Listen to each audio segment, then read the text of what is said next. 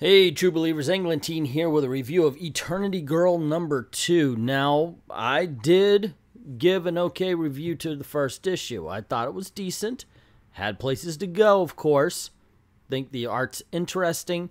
And yet, I enjoyed the story enough. What I really liked was that I do like the way that identity politics was handled in it. And I'm going to tell the truth. In some ways, it's handled the same way here. Unfortunately, it's a bit heavier-handed here.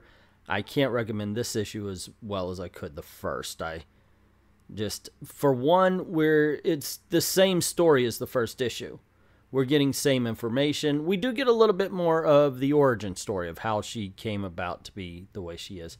That being said, it really is, except for a few new pages, the exact same thing as we got last issue.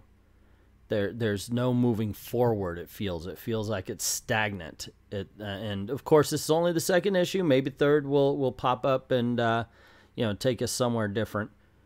Now, one of the ways it's heavy-handed, she goes to a shrink. The Eternity Girl goes to a shrink to talk about the fact that she really wants to die. She doesn't want to be in her body anymore. And so they go to what's supposed to be a stand-up comedian. But I didn't think it was a stand-up comedian. The way the person was talking was way too serious. There was no jokes there. So I thought it was some sort of beatnik thing where they try to tell one of those, like, I'm being poetic, but not really. I'm supposed to be deep, but I'm Dixie Cup. And it just doesn't work. Doesn't work when the college kids do it. Didn't work right here.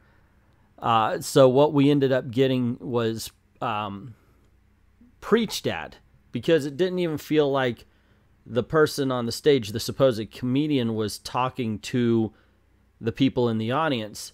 It was directly talking to the reader.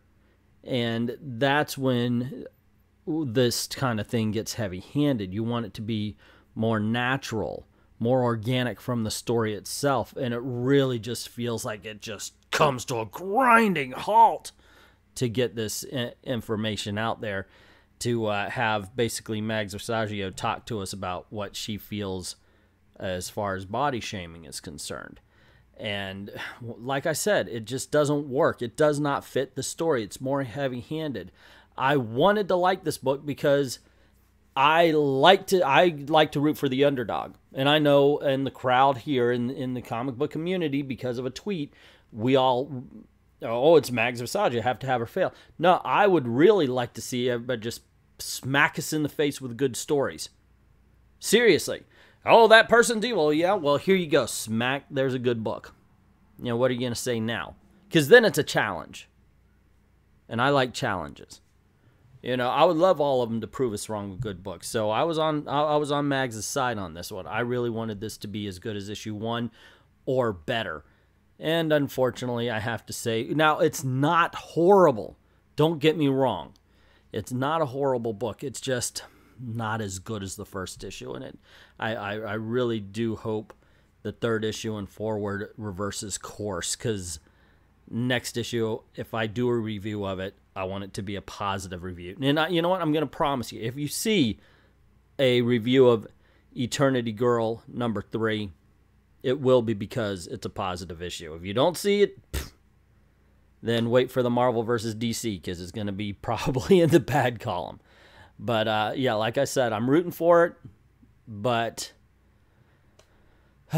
we've seen this thing. We've seen it before. We've seen how it can go. I don't, it's like I said before, I have high hopes, but low expectations. But that's just my opinion. What is yours? Have you read Eternity Girl? And if so, are you reading it with an open mind, or are you reading it hoping that Mags Versaggio falls on their face so you could rip into it? Let me know in the comments below. Do you like it? Do you hate it? Put that in the comments below as well. Also, if you like this video, you want to see more, you know the drill. Click like, share, of course, to get word out about the channel. And don't forget to hit subscribe and notification bell if you haven't done it already. Cool things happen around these parts, especially every Saturday night, 9 p.m. Eastern Time. We do Comic Book Thunderdome, putting two geeks against each other to fight the fights, debate the debates that we hear in every comic book shop and every comic book forum. Also, this is the way to make a living, so if you don't mind helping out the channel, helping us make videos and get better equipment and software to make better videos, please go on over to Patreon, drop $1 in the till.